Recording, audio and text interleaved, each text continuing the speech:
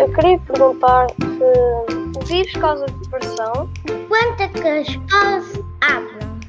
Se eu vou poder brincar com os meus amigos como dantes. Doutora, acha que estamos a lidar bem com o Covid-19? Por que as creches já abriram e a primária não? Já podemos ir a chumbo. Já viste que gostamos as duas de amarelo. É óbvio que às vezes não fazemos tudo certinho. Espirrar para o ombro e tapar sempre a boca. Muito bem, meu querido. Vamos trocar de lugar? Queres vir para aqui e eu vou para aí? Pode ser, pá. Tu sabes tudo. Aproveita para aprender a cozinhar, que é giro. 2 coisinhas, pelo menos. Está bem? Sim. Direito a dúvida? Sim. Muito obrigada. De nada. No meio de toda a informação, às vezes contraditória, que temos recebido sobre o vírus, sobre a evolução de surtos epidemiológicos, de repente já falamos todos em surtos epidemiológicos, regras de segurança, possível vacina, eu acho que às vezes todos nós já devemos ter tido um momento em que pensamos: porque é que ninguém me explica isto como se eu tivesse 5 anos?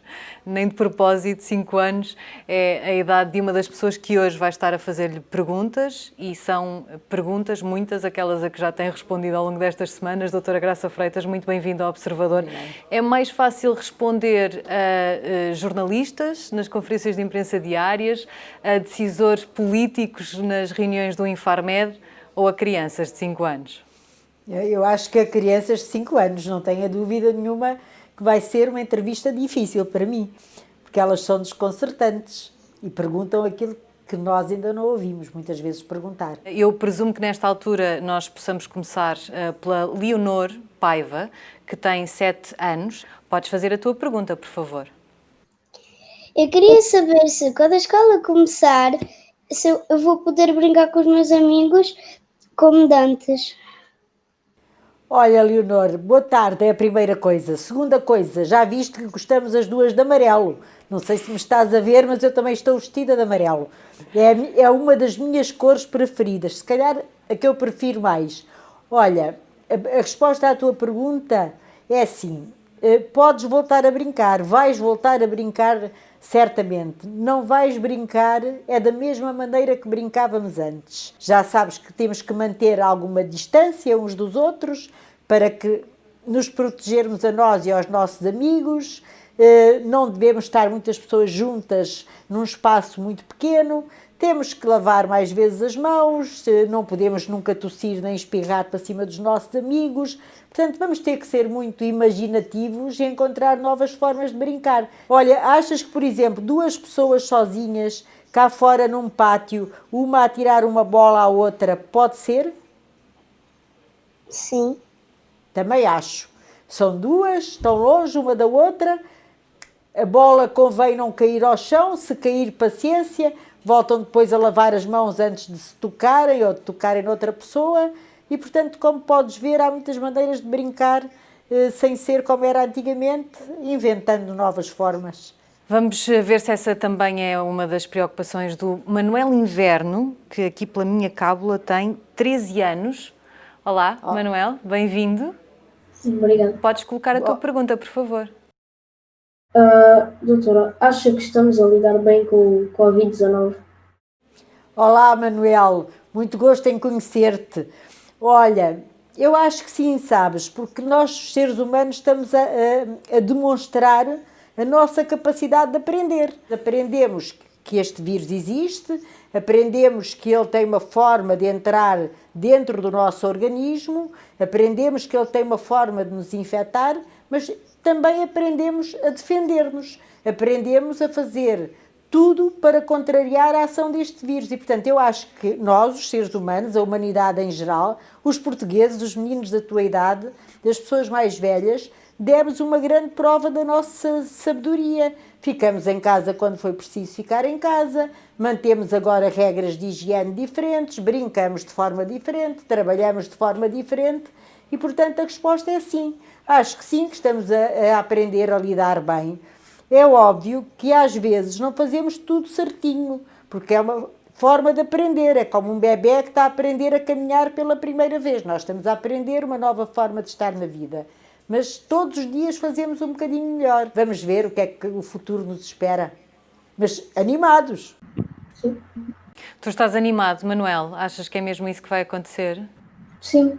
Isso surpreendeu aquilo que dizia, os portugueses foram capazes de respeitar as ordens, respeitar as regras, confinar, ficar em casa, isso surpreendeu-a? Acho que não fiquei muito surpresa porque se percebeu e aí houve muitos fatores importantes. Se calhar aquela experiência dramática de Itália, a experiência também de Espanha, mas sobretudo de Itália, que era um país aqui tão perto, fez com que todos nós percebêssemos que existia um risco, que a ameaça era real. Esse foi um dos coisa segredos. teórica. Nós vermos essa realidade ajudou. Ajudou. Para lidarmos cá. Infelizmente houve um grande sofrimento por parte, nomeadamente, dos italianos e de Itália, mas isso fez com que nós percebêssemos que isto não era apenas ficção ou que não era uma coisa que podia acontecer aos outros. Vamos agora para a pergunta do Ricardo Silva, que eu acho que também já está aqui connosco nesta conversa. Olá, Ricardo. Bem-vindo ao Observador. A tua pergunta, por favor. Eu queria perguntar se as crianças do primeiro ano até ao nono podem infectar mais que as crianças da creche e do pré-escolar e do secundário? Não, meu querido. O que pode determinar que uns se infectem mais do que outros são os nossos comportamentos, sabes? Porque se nós tivermos cuidado, até é mais difícil para os meninos muito pequeninos terem cuidados. Um menino de 2 ou 3 anos não consegue fazer o que tu já consegues fazer, o que eu consigo fazer. Diz-me uma regra que tu tens que, enfim, fazer todos os dias quando saíres desse teu quarto, dessa tua sala e vieres para a rua, ou quando vens agora à rua. O que é que tu fazes habitualmente? Espirrar para o ombro e tapar sempre a boca. Muito bem. E em relação a pessoas que tu não conheces, que não são da tua família, que não vivem na tua casa, tu aproximas-te delas como antes, sentas-te ao lado delas, abraças-te a elas? Distância. Exatamente, estás a ver. Portanto, nesse caso, com essas precauções, é pouco provável que nós nos infectemos. Eu acho que a dúvida aqui, muito provavelmente, também tem a ver com algumas crianças veem outros a voltar, as crianças da creche, os irmãos mais velhos que estão em determinadas disciplinas do 11º e 12º ano e pensam, mas será que é mais perigoso para mim do que para eles e por isso é que eles voltam? Não é essa a questão. Não, olha, então eu vou explicar, até para que, se ele não entendeu, fica agora a perceber. Nós somos todos para confinamento ao mesmo tempo, mas o desconfinamento deve ser gradual. Ou seja, nós temos a mão na mola e vamos tirando. E é melhor tirar devagarinho, e eu vejo, levanta a mão, e o que é que acontece quando começam as creches? Depois levanta a mão mais um bocadinho, o que é que acontece quando levanto para o 11º e para o 12º? Depois abrem-se os cinemas ou outra coisa qualquer, levantamos a mão mais um bocadinho, vamos ver o que é que acontece. E é só por isso que os meninos, os adolescentes e toda a gente não voltou no mesmo dia, à mesma hora, para a rua. Portanto, isto não foi passar do 8 para o 80, é passar de forma gradual para se perceber o efeito do desconfinamento. Vamos avançar para chamarmos para esta conversa o Gonçalo Silva. Olá, Gonçalo. Aqui está ele, tem 8 anos, muito bem-vindo ao Observador. A tua pergunta, por favor. O vírus causa depressão? O vírus diretamente não causa depressão. O bocadinho de medo do vírus que a gente tem, o ter que ficar em casa, o ter que não fazer a nossa vida normal, isso é que pode, enfim, não digo causar sempre depressão, mas deixar-nos um bocadinho mais tristes, mas temos que encontrar outras maneiras. Mas eu estava a falar mais ou menos das pessoas que têm o vírus, se ficam mais deprimidas que as outras pessoas. Então é assim, também te vou explicar. Há uma coisa que este vírus faz, ele não dá doença igual em toda a gente. A maior parte das pessoas tem a sorte de ter a doença e da doença ser muito ligeira. Em cada 100 pessoas, para tu teres uma ideia, mais ou menos 80, a grande maioria, tem uma doença muito ligeira. E essas Pronto, então é como se tivessem gripe, passam pela doença e não ficam nem muito frágeis, nem muito deprimidas, nem muito tristes. Outras pessoas, como tu sabes, podem ir para o hospital e essas já podem ficar um bocadinho mais frágeis porque tiveram internadas, porque tiveram a ser tratadas. E ainda há um outro grupo de pessoas que têm que ir mesmo dentro do hospital para unidades de cuidados intensivos. Essas pessoas ou são mais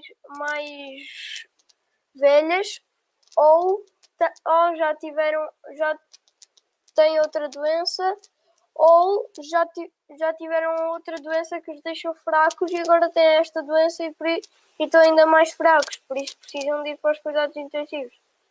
Muito bem, meu querido, vamos trocar de lugar?